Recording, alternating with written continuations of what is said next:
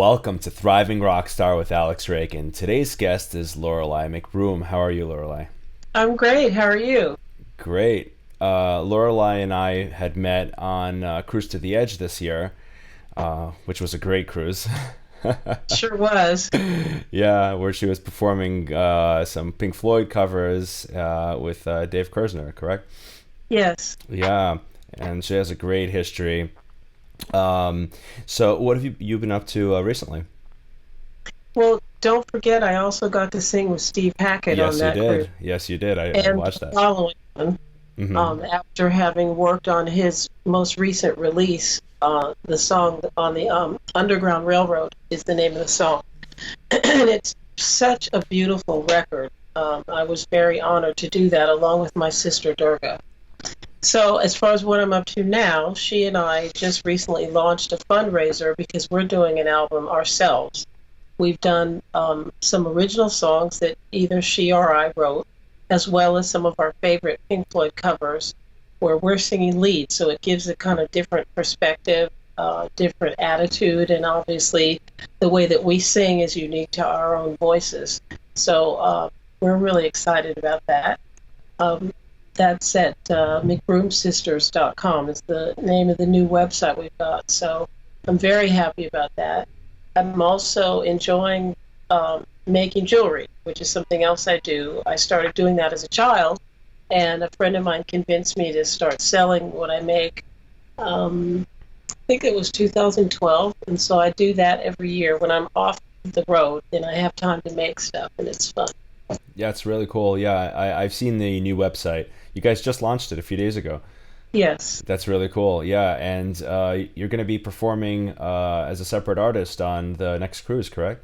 Yes, next year's Cruise to the Edge. Wow. After 4 years of working with other people on the cruise, they've asked us to do our own set. So we're really excited about that. That is exciting. That's wonderful. And so we'll be debuting the album that Hmm. we've done there. Yeah. No, that's really cool. And I'm sure it's exciting. I mean, you've been like performing, back vocals for a very long time. So, Well, the thing of it is, hmm. when I went, before I went on tour with Pink Floyd, part of the way I got that was because I had a record deal. I was Mm. signed to Capitol Records and I did an album. I worked with several producers, but the last version was with Nile Rodgers.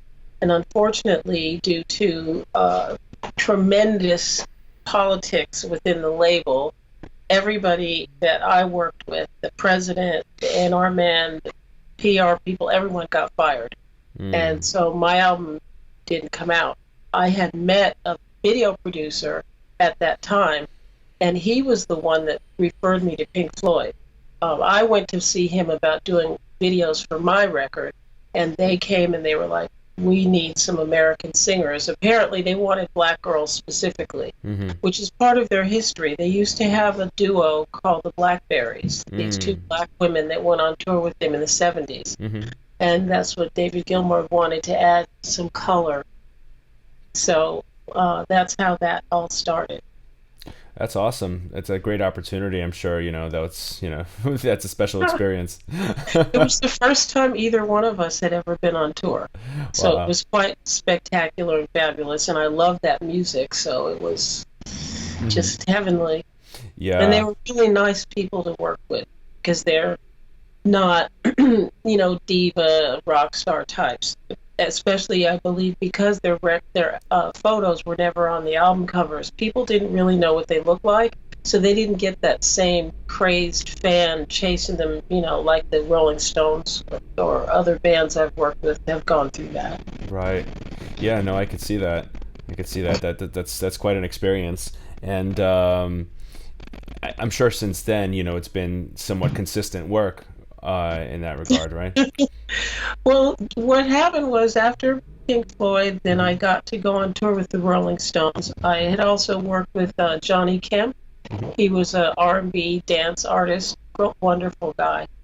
Um, but I met my son's father because he was also working with the Rolling Stones, Paul Literal from the Uptown Horns. Mm. And I was definitely offered other tours, Guns N' Roses, Simply Red, um, Don Henley, but Paul was worried that if I took Simply Red was the longest. It was like a 9 month commitment.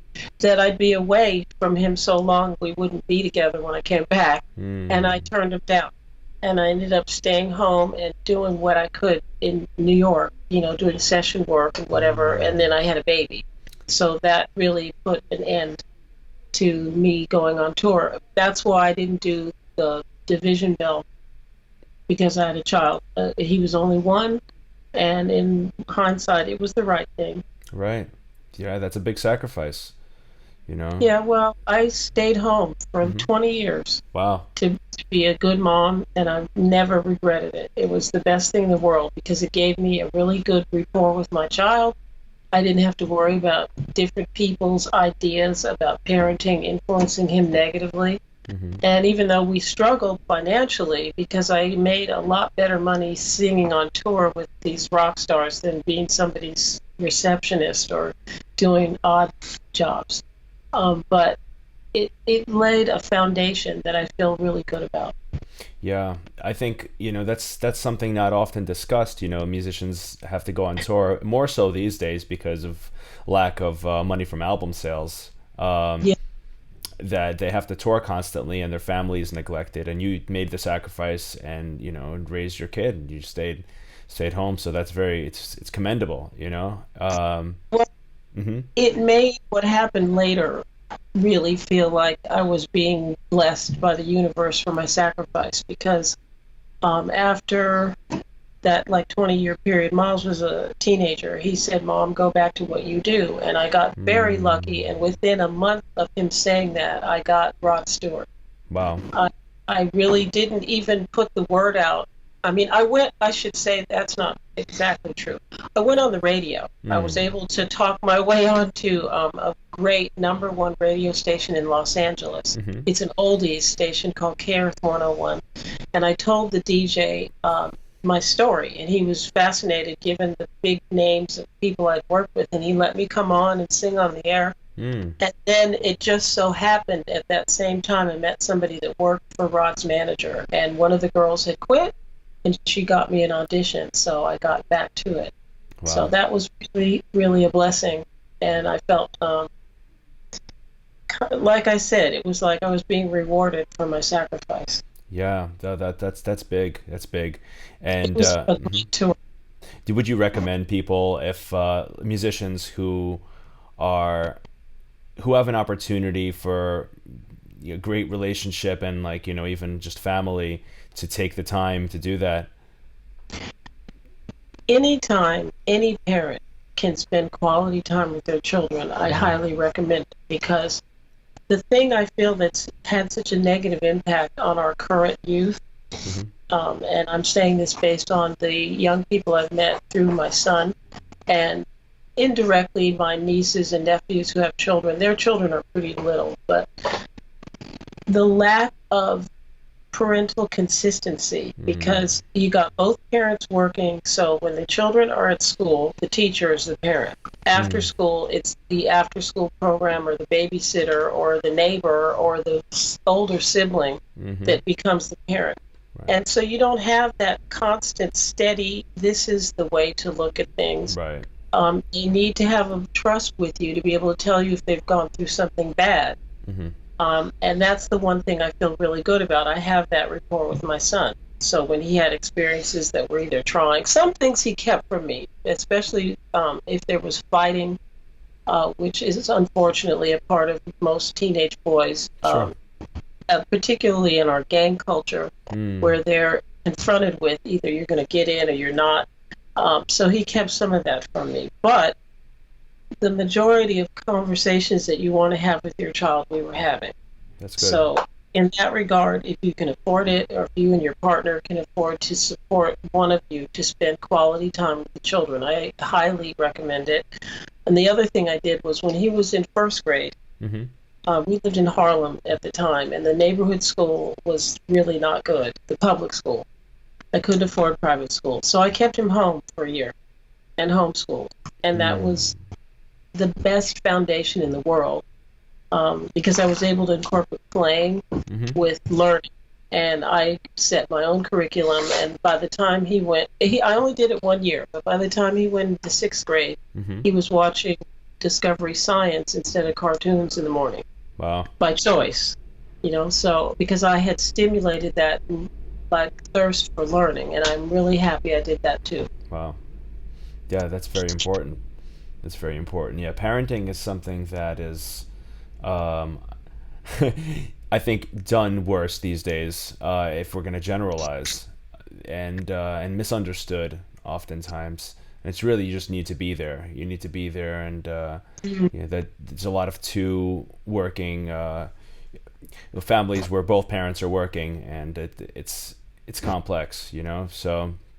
Well, it's also because Hmm. you have so many mixed messages coming at young people in Hmm. terms of what's shaping their morality, their sense of importance, their sense of feeling validated. Hmm. I get from a lot of young people, they feel quite discarded by our society. The lack of focus on the environment that they have to live in, the fact that the economy has affected them very negatively, the sense that going to college is kind of worthless because when they come out, they're not only facing debt, they don't have the job opportunities that are paying what it meant, say, when my mother went to college Hmm. and my father. It was a huge uplift for the entire family because they were set into another income bracket. Hmm. Whereas nowadays, it's sort of like, well, maybe I'll get something, maybe I won't.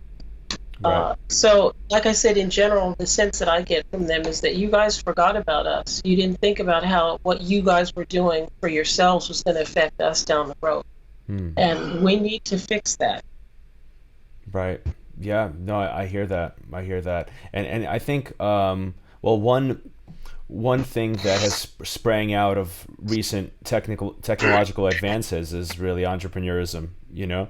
And like with you with your jewelry, and a lot of artists are using their creative capacities to create things other than music, or in a unique way that they could reach new people, and maybe sell something to their audience and create some passive income, because we can't earn on licensing and stuff as much anymore. Well, that seems to be the way of the future. Mm-hmm. The 360 deal, the whole idea that you have to be able to do more than one thing to make a living off of Mm-hmm. your talent. And most people were doing that anyway. Like, take somebody like J-Lo, right? Mm-hmm. She started with her dancing, then Mm-hmm. she went to making records, then she did the acting, then she started merchandising, uh, I think, perfume and clothing.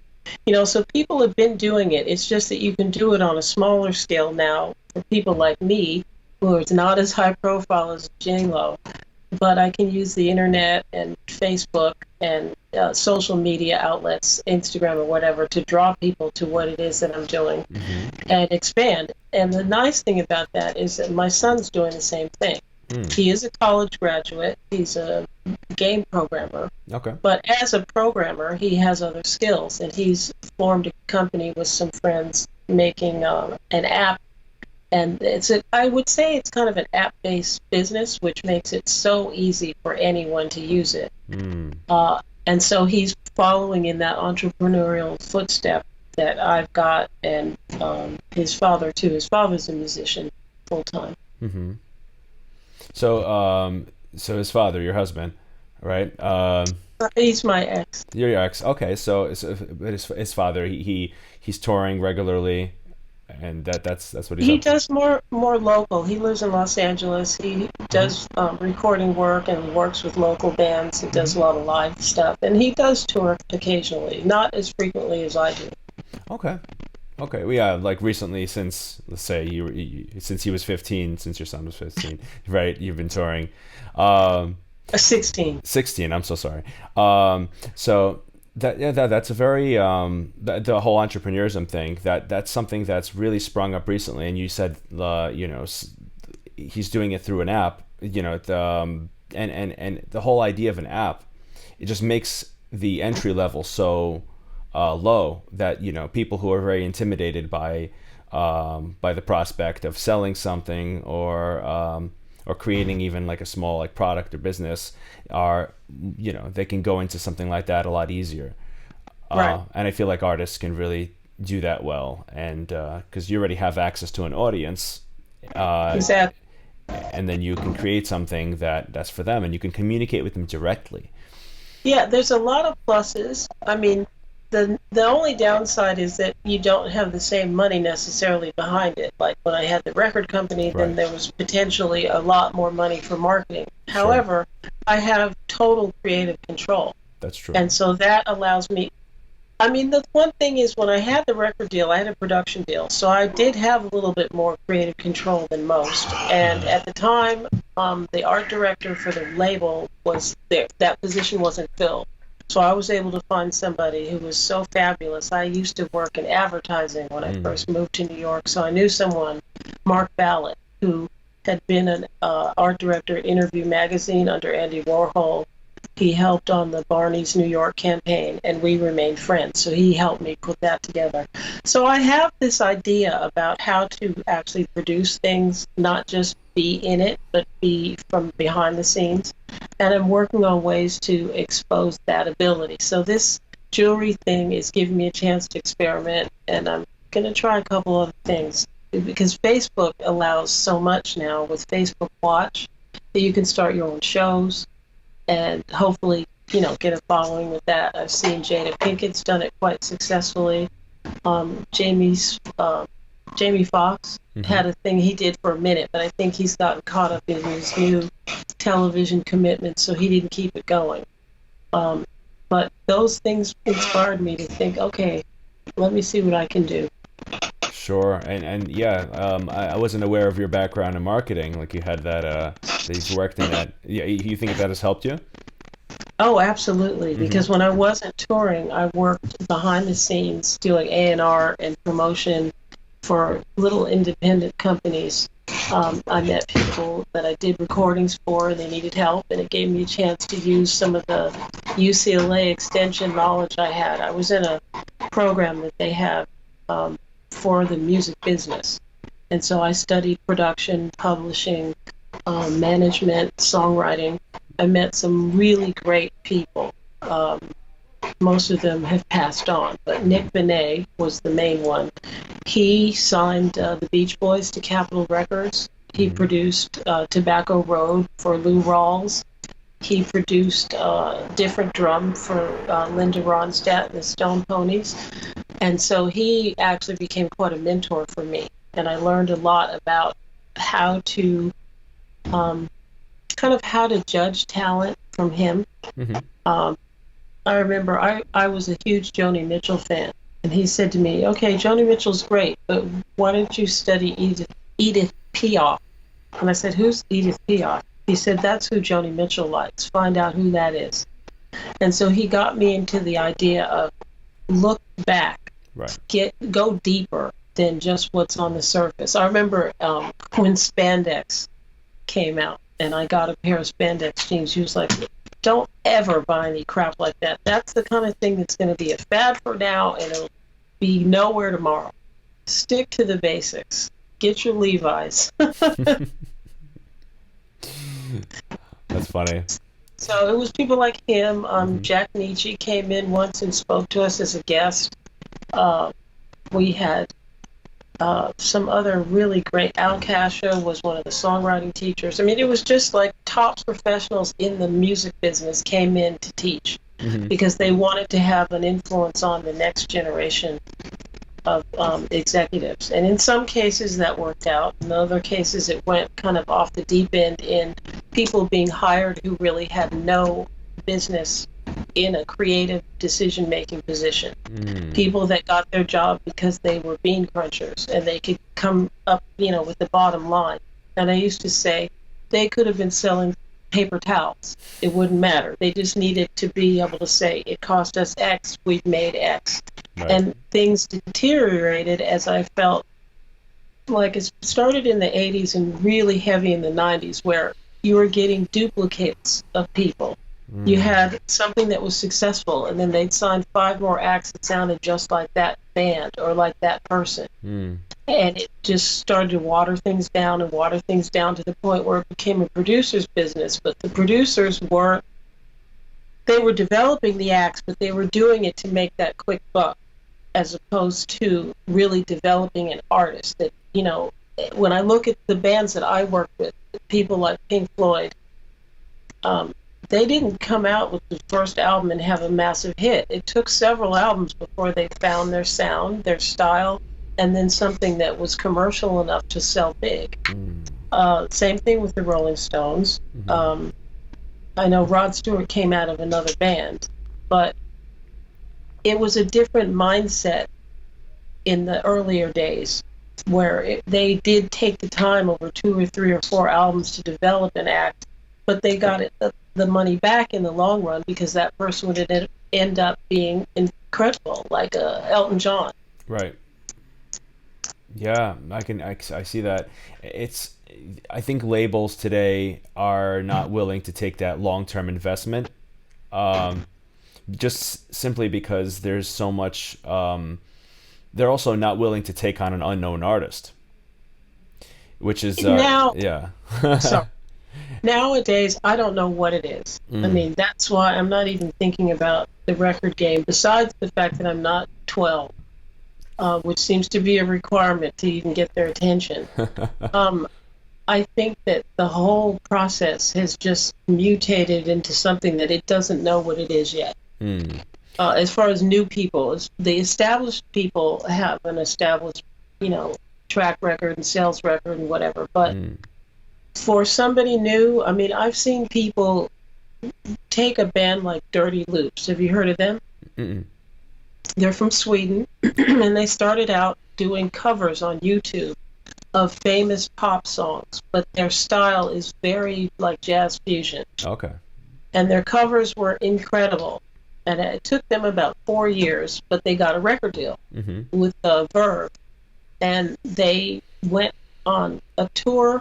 I believe the album hadn't come out yet, or it was just coming out. They did a tour supporting Shaka Khan, Babyface, and one other act in Japan to kind of get their feet wet.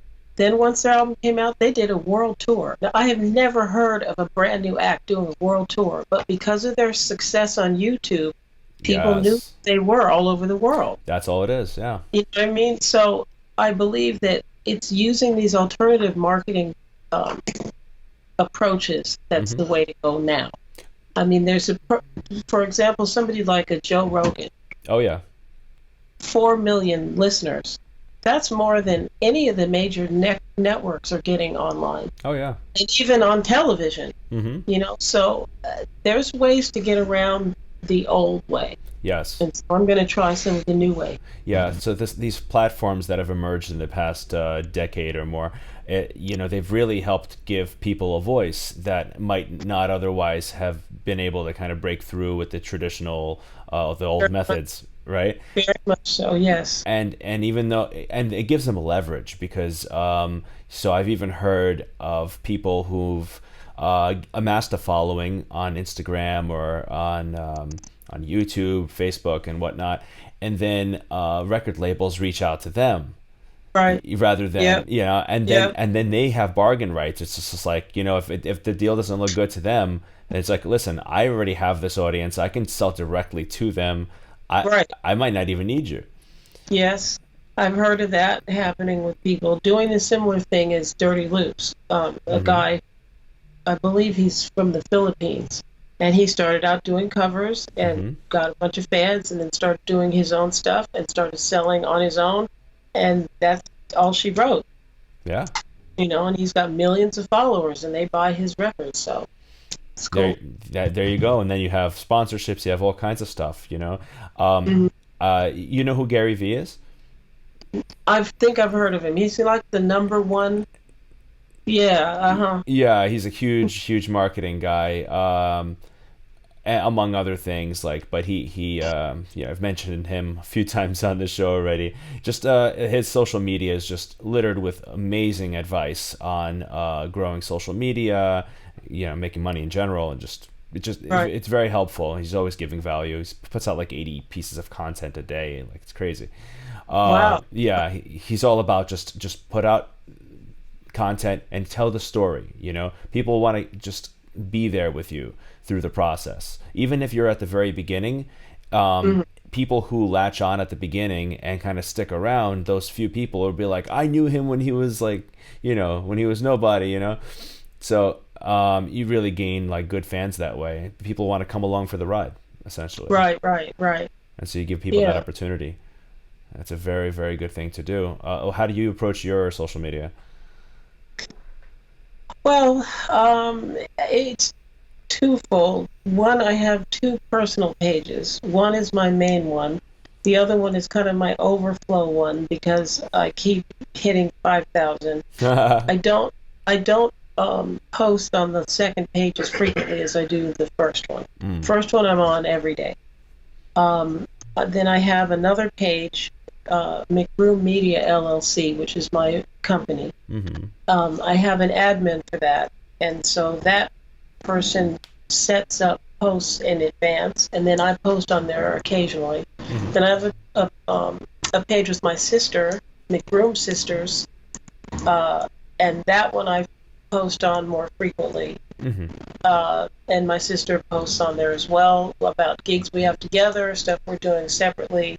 I have another page, Jewelry by Lorelei McBroom, and so I post jewelry that I'm selling. You can actually buy jewelry through that page. Sure. I have an Instagram page, but I'm really not as good about using Instagram. Mm-hmm. Because I set up a page for myself personally, and I stopped posting on there a long time ago. I just couldn't take the time. Then my son set up a jewelry page for me there, but it's a lot harder to put the jewelry posts on there than it is on the other platforms. Sure. So I've just been lazy since I got off the road. I put more time into making new jewelry and posting about it and the project with Durga than catching up to Instagram. I got to do that. Yeah, I hear that. I think Oh, Garrett. Yeah, go ahead.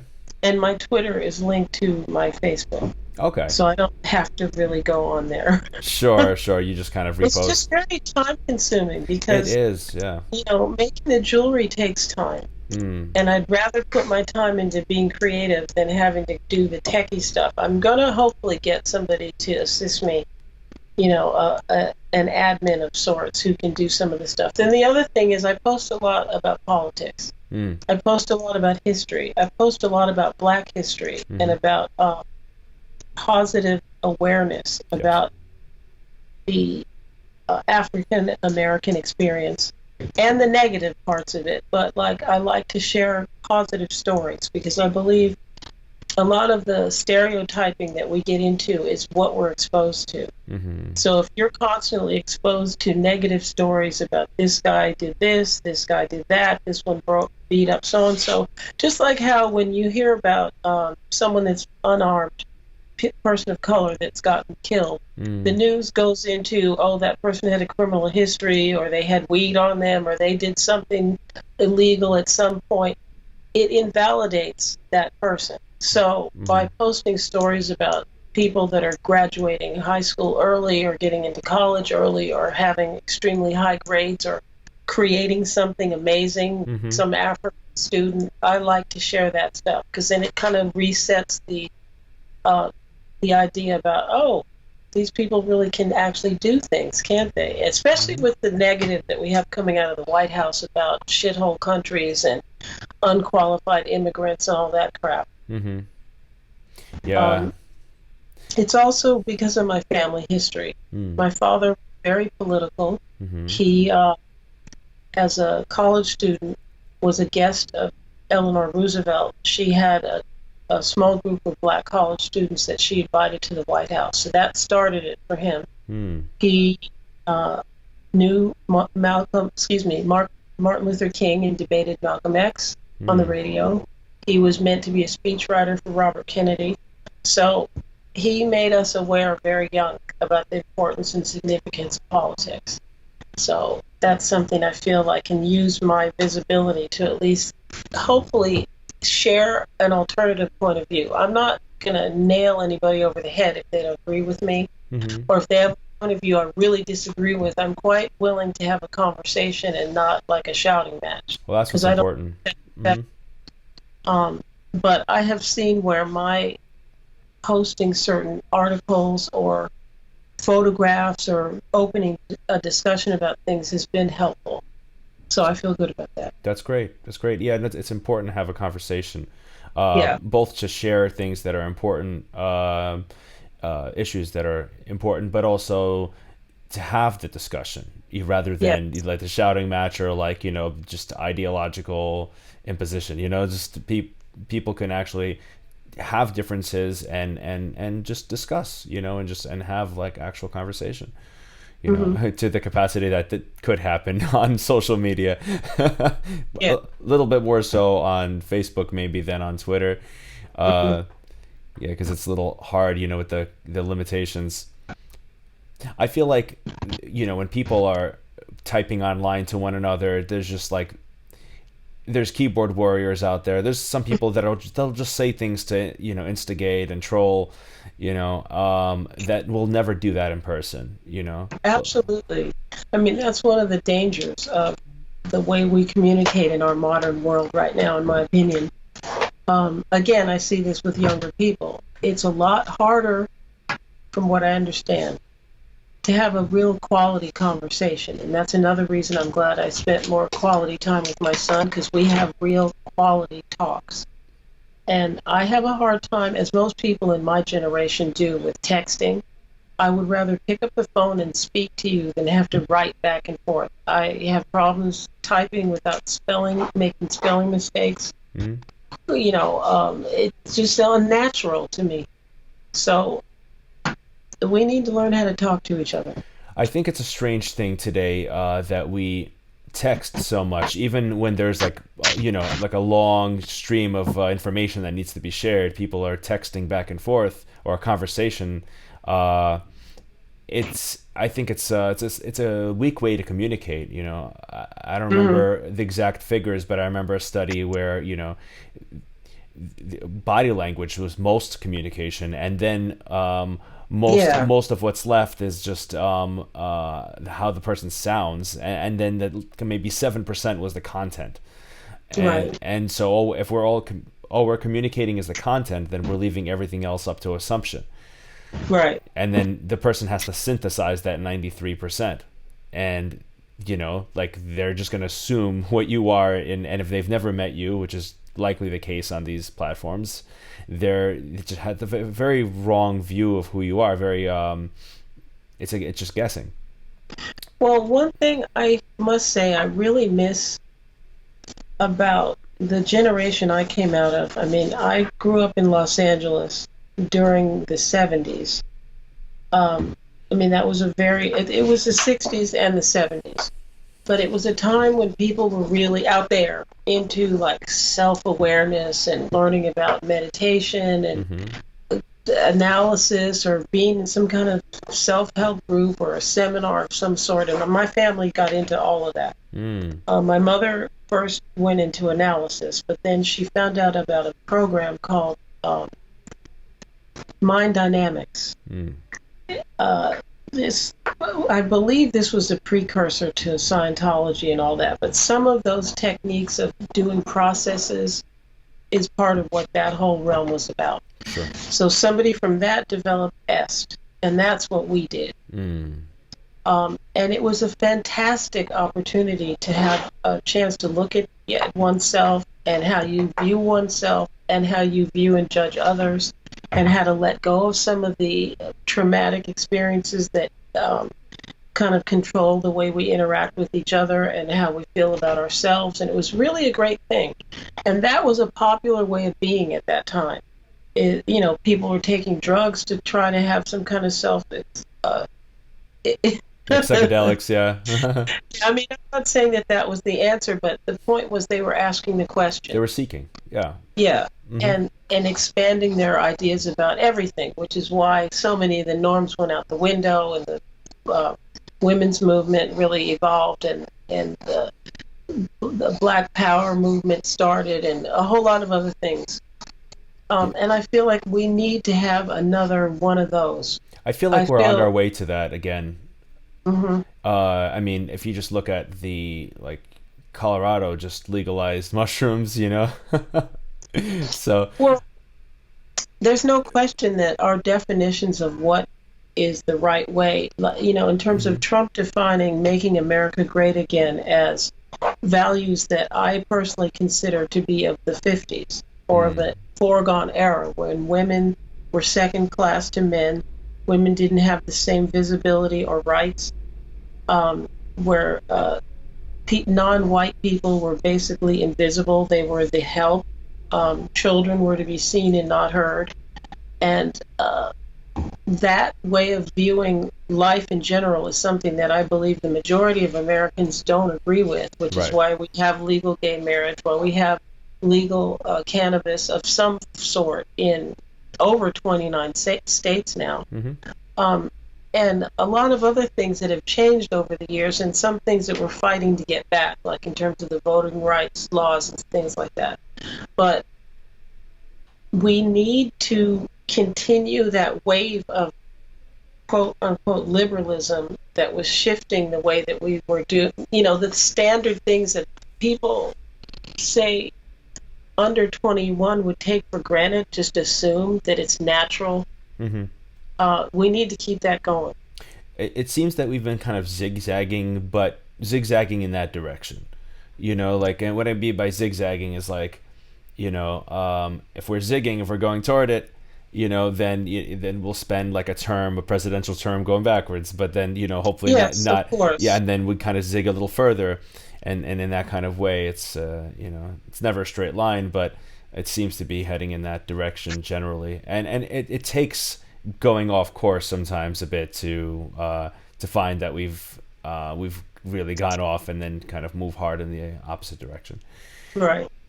So, Well, the one thing that I think gives me hope is the exposure because of the internet that mhm. we have to multiple cultures. Yes. Because one of the things that I find is the most frustrating about Americans is they don't travel enough. Oh no. And they have this ridiculous idea that's fed by the media that we are the best in the world, that we know everything, and that we're on top of it all. And that's just not reality. There are cultures that we know very little about hmm that we need to know about Right. for the sake of history, to understand where we came from, hmm to understand the philosophy behind some of the actions that we take now, and maybe respecting some of that, because some of it came out of wisdom. Right. Um, It's so so, ironic. It's so ironic that, I mean, I travel extensively for the past few years. I've been traveling a lot, Asia here and there, and yeah, I've gained a lot of perspective from doing that, and really immersing myself in these cultures because I'm there for periods of time. mhm, And what I've learned is like these people would love to travel like we do, but their passports don't have anywhere near the abilities that the American passport has. And so many mm, people don't have an American passport in this country, and right. yet they have a passport. They have basically a ticket to the whole world. It's amazing, and a lot of the world is just cheaper to travel to than even living where they are here. Mm, Especially if they live in New York, LA, and all those places. I rented mm, a place for $200 a month in Thailand, like mhm, a bungalow. I had a kitchen. I had everything. People were nice and mhm. everything. Learning a different culture, so it's it's not a financial issue. If people kind of really dig into it, they can do it. Uh, That depends on their of course, situation. yes, it does depend. I mean, some people are locked into something; they don't have time off and all of that, and you know. But if they do have the ability to, they should definitely explore that. But we have the internet, you know. Exactly. That's how I started this, is that, for example, my son taught himself Mandarin Chinese to hmm read, write, and speak it online. When he was in junior high, he was doing his gaming thing. Like, they have a way of rewriting games by the people that play them. hmm And so he was teaming up with a guy, programmer in South Africa, and some other college students that they all like this game. hmm And it gave him a chance to be exposed to these other cultures. He also went to a high school that had people from all over the world going there, Right. which is one of the benefits of being in New York, Yes. which is why I like being here. Yeah. Um, Hmm. but the idea that getting online has given younger people a chance to interact where they never would have had that opportunity, I also think is going to integrate into the future in terms of how they react to other cultures and everything else because they've had more exposure. Sure. So you briefly mentioned before about mindfulness and just being part of that culture back in the 70s. How has that stayed with you, and what do you carry with you today? You Like mean just about like self-awareness? about self-awareness, spiritualness, mindfulness practices, things like that. Um, it's such a deeply ingrained part of me that I'm quite in touch with how I'm viewing things, Hmm. where my energy's at, because I very much believe in manifestation. Um, so there are little things I do to keep my mother used to say, keep your tone up. She was a Mm. doctor, a medical doctor, and she said that when you allow your emotional state to go into a very low realm, it's going to manifest. Any heavy emotion that you have is going to manifest in your body somehow anyway. Right. Um, so if you keep your tone up, you're less likely to develop diseases. Right. So after being young and experimenting with how low can I go, how high can I go, kind of thing, how much can I indulge my emotions, basically, I realized that I don't need to go. There's nothing down there I really want to see. So I've learned how to have more of a balance. Hmm. Yeah. It's Being around equanimity. nature is critical to me. Hmm. Even though I live in New York City, I live between two rivers and a couple of parks, and so I use those for just finding some serenity. I'm very selfish about getting my rest. I think that's really important. I've been either involved in some sort of meditation or spiritual practice of some sorts, on and off since I was a teenager. So it's just part of my life. Yeah. You mentioned something very important, like what your mother said before, keep your tone up, right? Ever since I got into self-development personally in my early 20s and sort of, read like probably hundreds of books on that, it's I had realized that, yeah, the most important thing is just to keep yourself in a good state, and to learn to respond to things constructively, or to not be reactive, to be equanimous. Like we've done meditation retreats and stuff. Mm-hmm. So that's one thing that's really helped me. But I'm totally aware, because you can feel the damage in the present when you're Mm-hmm. dealing with something stressful and you're allowing it to just brew and just be there. Then it's just, yeah, it's very But toxic. the other thing is people are toxic as Yes. well. You really have to keep aware and be mindful of who you spend time with because people will, like they say, misery loves company. Hmm. People will suck you into their grief and their drama, um, if you let them. So that's something else that I'm very much into is I will isolate myself in a minute or just cut somebody off if I feel that what they're projecting on me is something that's negative or weighing me down. Hmm. I don't have time to be going down. And you're doing them a service, because Mhm. you're not Enabling. enabling. Yeah, you're not enabling that. Mhm. Because that's just not going to help anybody. And one thing That's true. I realized, that if I'm not in a good state, the first priority, whatever I'm doing, the first priority shifts to getting into a better state before continuing, because I know anything that I do or create from that state is going to be subpar. Right. Right. So Cool. yeah, yeah. So that's definitely something that people ought to kind of pay more attention to, because there's a lot of us that are kind of in a dark place often, Yeah. Yeah. and we have reason to be, but um, it doesn't help. No, it doesn't. No, no. If anything's gonna help your situations to be more optimistic about it. Well, the bottom line is you always have a choice as to how you react to the situation that you find yourself in. Hmm. Even if you may not feel you have any control over bringing it about, you do have a choice in how you respond. Right. And I think that that's the biggest lesson that most people need to learn, Right. so they can stop repeating the same mistake. Right. So how do you deal with the, like, intense emotions when they come about?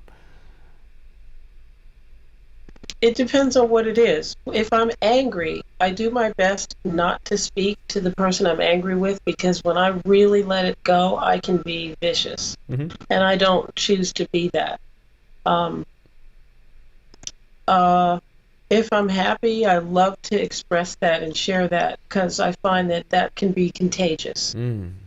Um, Sometimes I'll be introspective, Mm-hmm.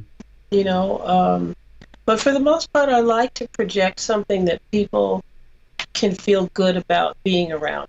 Sure. I remember when I was younger, I used to work in my mother's medical office, and I hated doing it because it was boring and it didn't have anything to do with music or anything creative.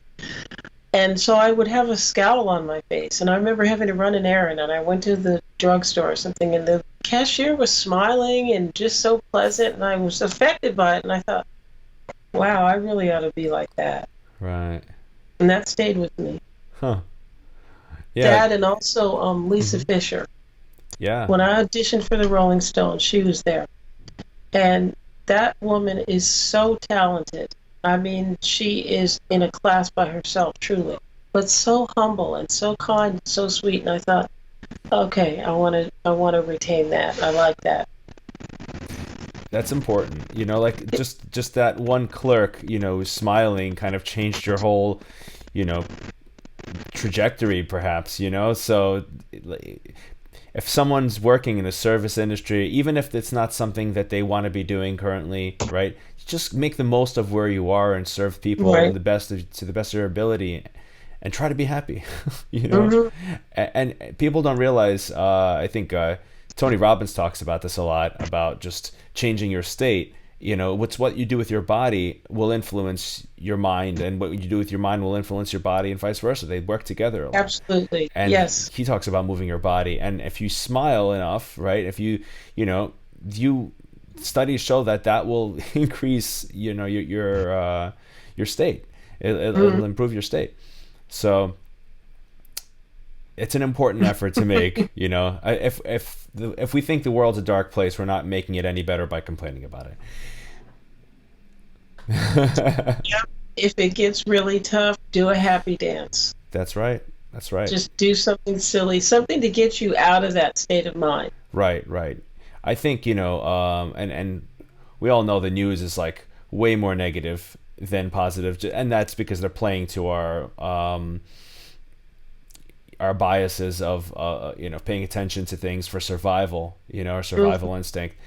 And they're also kind of being pushed out to the fringes, the main news outlets, because of, like, smaller news outlets and stuff, you know, crowding the space, and, you know, they're putting out things very polarizing, and, you know, and so it's easy to get sucked into that. So I try really to kind of distance myself, and have a very limited consumption of the material in general, you know. Not to really consume too much news, you know, because you want to be aware, but you don't want to be, you know, inundated with that. Right. So yeah, I totally hear that. So I'm curious to get into some health stuff, you know, more on the deeper health stuff, because you're in great shape. Thank you. So But yeah. also you have to keep in mind, Yes. because of my melanin, which is what makes us brown, Mm-hmm. we age a lot slower, Mm-hmm. a good 10 years slower, at least. And if you take care of yourself as well, Mm-hmm. you know, with a good diet and rest, and not indulging in alcohol and cigarettes and drugs, then that also helps. So I was raised on the philosophy of moderation. Mm. You can pretty much do anything, just do it in moderation. And that's me. That's So good. I'm not a vegetarian, I'm not a vegan. I don't consume a great deal of beef, but I don't, I'm not super strict. I do really enjoy vegetables Mm-hmm. a lot. I love green, you know, salads and whatnot, but it's a way of life for me. Mm-hmm. You know, I because I don't want to gain too much weight. Because of my age and the fact that the girls that I sing with most of the time are like half my age, and I don't want it to look like that. Mm. I feel that it's part of my responsibility. Part of it's programming too, because so many of my siblings are in the business, either acting, dancing, singing, something. That my father said, you know, you girls are in the public eye, and you want to keep yourself looking good. So that's part of it too. I hear that. Do you work out? Not like I should, but I mean, I do get a good bit of dancing in the show that I'm doing with the Aussies. Sure. Um, Sometimes I bike ride. I've been promising myself for I don't know how long I'm going to get back into a discipline. I used to be quite disciplined, Mm. doing workout and taking dance class and stuff like that. Yeah. We'll see if I get back to it the right way. Okay.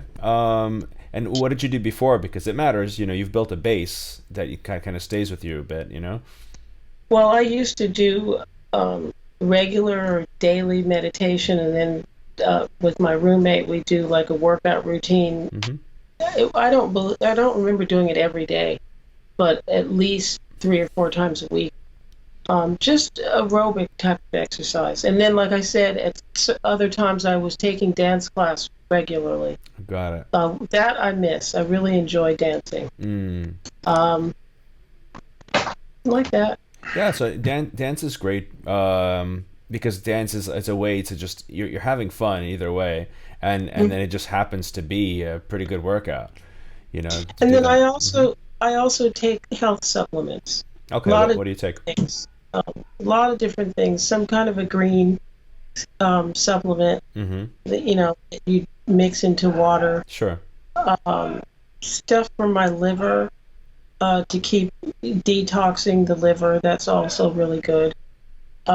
Different oils. I mean, there's all kind of different things. Everybody has a different metabolism, so I've Sure. just done things to investigate what's best for mine, and And then I what have take you done stuff. to investigate? Have you done a panel, or how'd you go about it? Oh, yeah. Well, I mean, there's some kind of new age medicine stuff that my mom turned me on to Mm-hmm. that has to do with frequencies. It's called energetic medicine. Mm-hmm. And there's a computer program that she had a colleague that actually invented the program. And I found somebody that uses it. And so he's able to do a scan of me and give me an update on things that are not even um, showing yet. They're like in the vibrational field Hmm. where you can cut it off. It's a real great technique for prevention. Oh, that's very interesting. And the machine works at balancing the frequency of whatever that organ is you're working on. Hmm. It's fascinating stuff, but I mean, it's also been controversial because there are people that say this isn't working or this is not true or it's quackery or whatever, but it's been very effective for me. So, You know, it's interesting. It's like the same people who are skeptical of these, say, fringe treatments, right, are the ones that are flocking to them when they have a problem. You know. I mean, the whole health industry is a whole nother conversation. It's quite political, Yeah. Oh you yeah. know, and I'm aware. unfortunately, it's not a lot about healing. Right. No, no. I mean, if you're talking about the medical industry, as you know, because I think the health industry and the medical industry are two separate industries. Because, like, That's true. yeah, the medical industry is, you know, that's a business, Mhm. and the food industry is as such as well. And it's hard Right. to break through, you know, with a product if you're a company that's really just focused on health and prevention, you know. Mhm. Um, so and one important thing that you mentioned there, just like, you know, you take a number of things, but, you know, this is what's working for you and for your particular body, and bioindividuality is a big thing, Mhm. and understanding, you know, what you uniquely need versus, you know, what somebody else may need, and no two people are alike in that way. And I Right. think medicine is going in that direction where we're going to have a very good idea of all of our susceptibility to ailments and things like that, and so what we can take to maintain our bodies and be healthy, Yeah. and thrive rather than just survive as well. Because Yes. I mean that's It's another very important. right, because there's eating to just get to not get sick, but why not just take it to the next level and go beyond the recommended dose of something and go to the optimal, what's going to have the most benefit on the body, and and so we can not only not be ill but be energetic and at our best, so we can put our Right. best foot forward. And one of the things I talk about on the show a lot is like, okay, well, like I investigate what the diet and things like that look like, but then what do they look like while touring? Because touring is a challenge. Well, no, the nice thing about touring with the Australian Pink Floyd is that when we tour in Europe, we have our own caterers that travel with us, Sure. which is fantastic. Of course. So it's like having a restaurant because we have choices, and they are really careful about offering food for the vegans on the road, the vegetarians. So you've got a great variety. That's great. When we tour the United States and Canada, because of the unions and different rulings, like in terms of what governs what you can do with inside at any given venue, we have to get whatever catering is offered in that venue. So that's a little bit more piecemeal. Sometimes it's good, sometimes it's not. Depends on the place. Right. But I'm so used to the discipline, like I said, because of the fact that I want to look good and I want to keep myself slender. I'm very good at being disciplined. So Right. I do what I have to do. It sounds like you have a solid foundation. I do. I do. That's good. And you would attribute that to your mother? No, actually, I mean, she explained a lot of things that gave me a foundation about how to view health. But Sure. having that discipline, I think, is a little bit more from my father. Okay. My father was pretty disciplined, and also my aunt, who I lived with after I finished touring with the Rolling Stones. I lived with my aunt before and after that for a little while till I got a place of my own. And she was the second mother. You know how they say it takes a village? My mother encouraged certain things. My father instilled certain things, and my aunt was incredible. She was really organized. She was very disciplined. Just so like even-tempered, and so she had a great influence on me in that way. That's awesome. That's awesome. Like, what would you say your long-term goal is for your career? If you have a singular or just I a don't few. have a singular goal. Okay. I want to be able to continue to sing. I like performing. I love recording. I'd like to do more work as a producer behind the scenes. I'd like to do some work in the realm of television or film per se. It's visual, something visual. I'm not going to limit it to film or television. Okay. There are some things that I'm like in the back of my mind. I really want to do this. My son has written a science fiction story I would love to bring to life in some medium. I'm not going to say which one because I don't, again, want to limit it. So there's a lot of things I could do. I could work for a long time. Great. And I think as long as you keep doing what you love doing, then you'll have a reason to keep going. That's the idea. Right? Yeah, I enjoy what I do. Musicians don't retire, right? No, not really. You just get old. Right. It's a weird term for us. So if you've been granted one message you can give to all musicians, what do you think? What would that be?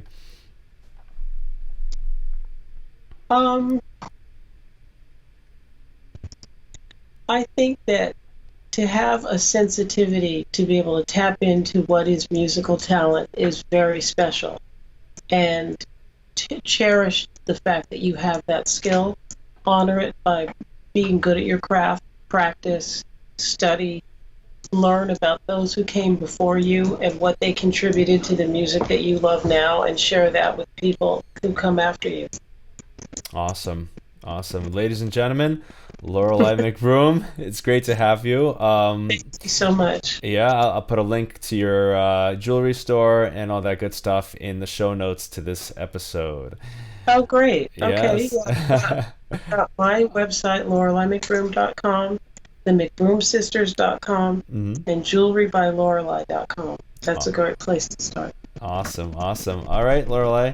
It's been great Thank having you. Yeah. Thank you so much. You're welcome. I'll see you around. Okay.